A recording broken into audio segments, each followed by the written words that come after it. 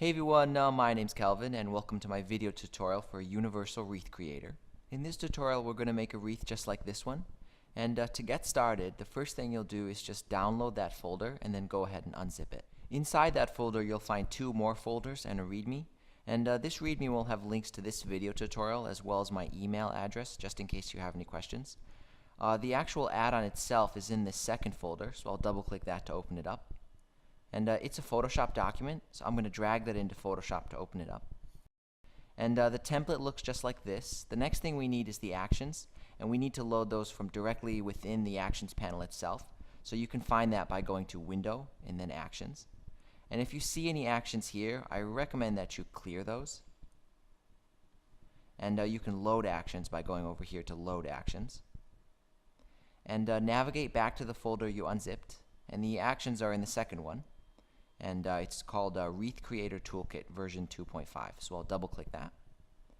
And the actions should look like this. They should look like buttons. If they don't, make sure button mode is enabled. So just make sure this top option here is checked.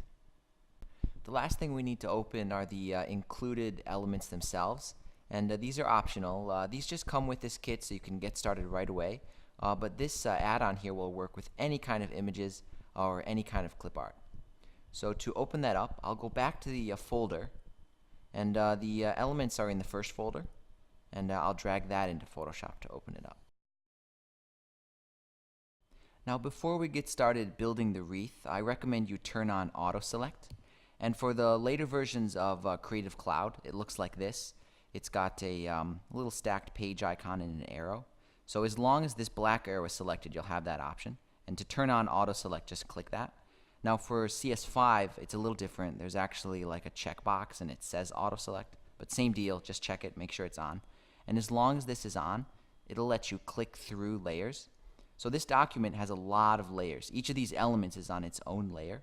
So wherever I click though, when Auto Select is turned on, it'll highlight that layer. So for example, if I turn Auto Select off, it doesn't matter where I click, it'll only move the layer that's selected.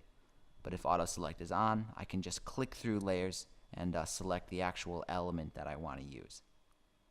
So while I'm over here, I'm going to choose a few elements and paste them into the template. And I can do that by just dragging them in. So this flower is pretty good. I'll drag that one over. And it's a little bit big, so I'll use this fast shrink script to bring it down to a little more manageable size. That looks good. And I'll choose a palm leaf. Same deal, I'll just drag it in and then hit the fast shrink script. And I think I'll choose one more leaf. I think a monstera leaf would be nice. This one here, just drag it in and scale it down. Now as long as Auto Select is enabled, I don't have to use the Layers panel at all. I can just select whatever part of an element I want to move, and it will select that whole layer and allow me to drag it around and position it on the template. So I'll start by positioning my flower here anywhere on the template. And I'll move my leaf over, and I can use some of these scripts to help me move the objects, rotate them, anything like that. These are just shortcuts to stuff that's already here in the Photoshop menus. And all of these scripts will only work on things that are selected. So if it throws an error, it's likely that just no layer has been selected. Maybe you clicked out here in white space. But as long as one of these elements is selected, you can use any of these scripts to kind of manipulate the objects. Now on my machine I can just do Control T and it will give me the Universal Transform tool, and that'll let me kind of rotate. But if you're more comfortable using the buttons, you can use any of these. And you can place your stuff anywhere on the template. It has these concentric rings that are really more like guidelines, but you don't have to follow them. And I'll just start by creating a little arrangement here on one side. I've included some scripts that will let you move things forward and backward, so I want to send this leaf behind the flower, so I'll just hit the send to back script. Whoops, I'm actually still in the transform mode, so I'll press enter and then click send to back there. There we go. And same for this guy here. I'll do Control T to enter transform mode. Okay, that's pretty good. I'll press enter and then I can use the send to back script again there. And you can also use some of the options in Photoshop to adjust the color if you want to. So if you want to change the color of the flower, you can just select the flower, make sure it's selected there, and you can go to Image, Adjustments, Hue and Saturation, And you can kind of adjust the hue here just like this using that slider.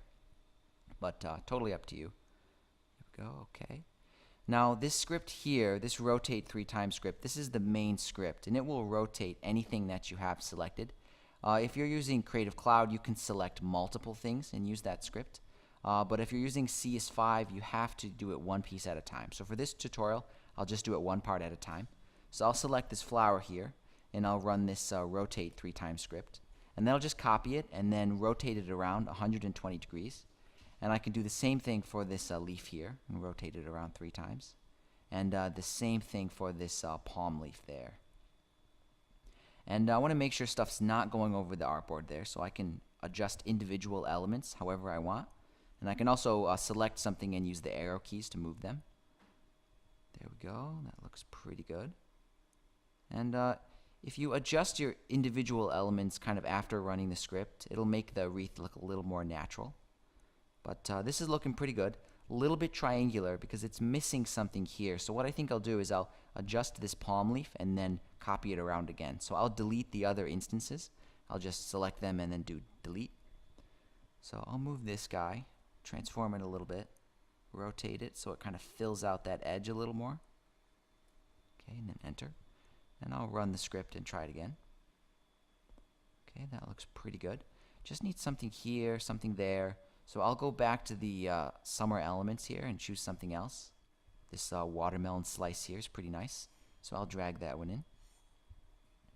And it's kind of big, so I'll use the fast shrink script there. And I have some fine control scaling scripts here too, so you can shrink it just a little bit or grow it just a little bit. But I prefer to use the universal transform tool here, Control T. That looks pretty good. I'll do enter. I want to send it backwards, but not all the way to the back. So I'll just do send backward, and I'll just click it. There we go. Just behind that Monstera. There we go. That's pretty nice. So while that's selected, I'll run the rotate 3 times script. And this whole thing looks pretty good. Looks like these are appearing on top of the Monstera, so I'll walk them back a little bit too. Same for this one. Now once you're kind of done using this rotate 3 times, you can just sort of drop in elements and just place them wherever you want. And this will make your wreath look a little more natural. So I'll go back to the elements here and I'll grab this flamingo and drag them in. And scale that one down. And I'll bring it to the front. And then enter. And I'll select this flower and move it to the front. So it's kind of above the legs there. Maybe rotate a little bit. And I want to add one more thing over here. Maybe coconut. I like this coconut. There we go. Scale it down. And I'll place it just behind this flower here. So we'll move that to the front. There we go. That looks pretty good. And when you're all finished with your arrangement here and you're happy with the way it looks and you're ready to export it, just run this last script here, this export to new document. That'll strip the background, copy everything, and paste it into a new tab. So if you want to make any changes, you still have your original one over here. It just exports it to this new file, and it has a white background. And if you want to remove that, it's just a layer. So you can go to Window, Layers, and just hide that last one there. And this way you can save it as a PNG with a transparent background and use it in Illustrator or for any of your other projects.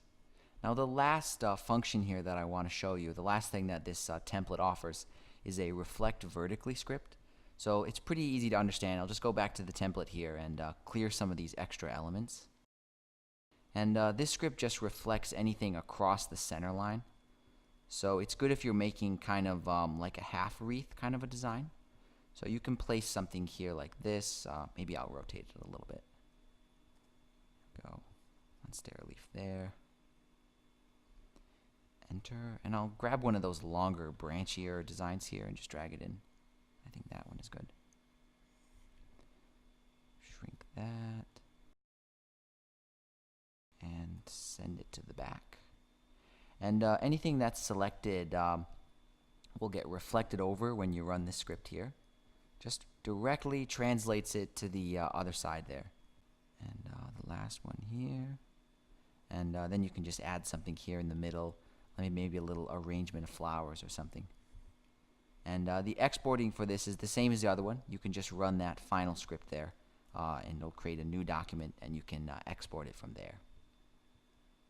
So hopefully this is a pretty good overview about how you can use the Wreath Creator. Just let me know if you have any questions or comments. The best way to reach me is to just send me an email, and I'll get right back to you as soon as I can. But other than that, guys, thanks for your support, and thanks for watching.